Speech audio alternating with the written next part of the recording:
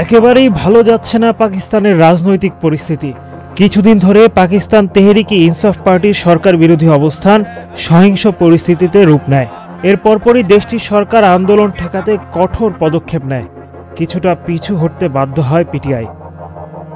এদিকে ইমরান খানের সূত্রে জানা গেছে, দাবি আদায় না হওয়া পর্যন্ত তিনি তার সমর্থকদের আন্দোলন কর্মসূচি চালিয়ে যাওয়ার নির্দেশ দিয়েছিলেন। এই আন্দোলনের অন্যতম নেতৃত্বে ছিলেন ইমরান খানের স্ত্রী বুশরা বিবি। তিনিও ইমরান খানকে না নিয়ে ফিরবেন না বলে প্রতিজ্ঞা করলেও শেষ পর্যন্ত তাদের কর্মসূচি স্থগিত করতে হয়। এর আগে তেহরিকে ইনসাফ পার্টি চলমান বিক্ষোভে উত্তাল হয়ে ওঠে পুরো পাকিস্তান।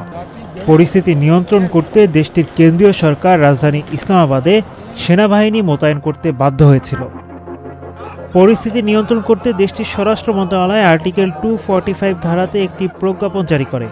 ওই প্রজ্ঞাপনে সামরিক বাহিনীকে শৃঙ্খলা বজায় রাখতে ও সহিংসতা মোকাবেলায় সহায়তা করার অনুমতি দেওয়া হয়।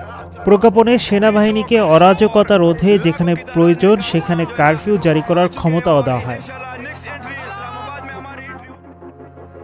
সহিংসতা বন্ধে অন্যান্য নিরাপত্তা বাহিনীকেও বিক্ষোভকারীদের দেখামাত্র গুলি করার অনুমতি দেওয়া হয়। দেশটির সংবাদ মাধ্যম জানায়, যে কোনো ধরনের অরাজকতা ও সন্ত্রাসমূলক কার্যকলাপ মোকাবেলায় প্রয়োজনীয় ব্যবস্থা নেওয়া হচ্ছে।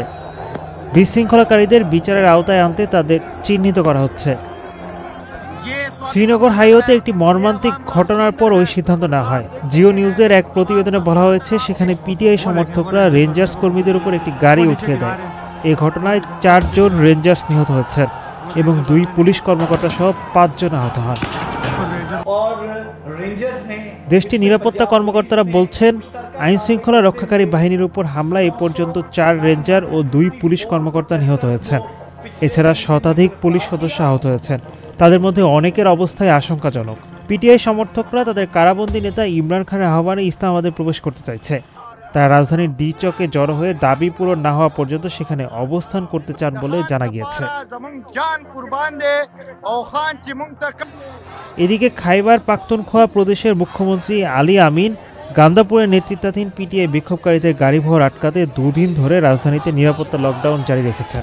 ইসলামাবাদের প্রধান সড়কে প্রতিবন্ধকতা তৈরি করতে শিপিং কন্টেইনারের মতো জিনিসপত্র ব্যবহার করতে দেখা গিয়েছে।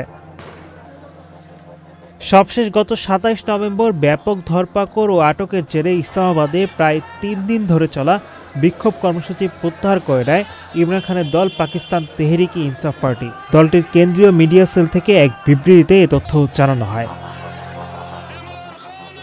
পিটিআইয়ের বিবৃতিতে বলা হয়, নিষ্ঠুর নির্মম মনোভাব এবং নিরস্ত্র জনগণকে হত্যার মাধ্যমে রাজধানীকে কসাইখানা বানানোর যে পরিকল্পনা নিয়ে এগোচ্ছে সরকার, তার জেরেই আমরা সাময়িকভাবে শান্তিপূর্ণ প্রতিবাদ কর্মসূচি স্থগিত ঘোষণা করছি।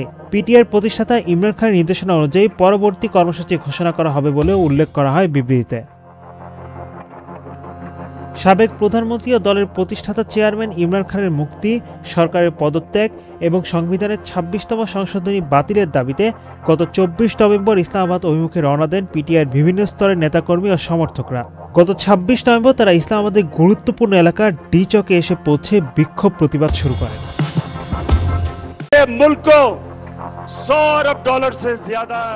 জনপ্রিয়তার দিক থেকে ইমরান খান এই মুহূর্তে পাকিস্তানের রাজনীতিতে অনেক ভালো অবস্থানে আছেন। এর প্রমাণ পাকিস্তানের জনগণ বিগত সাধারণ নির্বাচনে দিয়েছেন।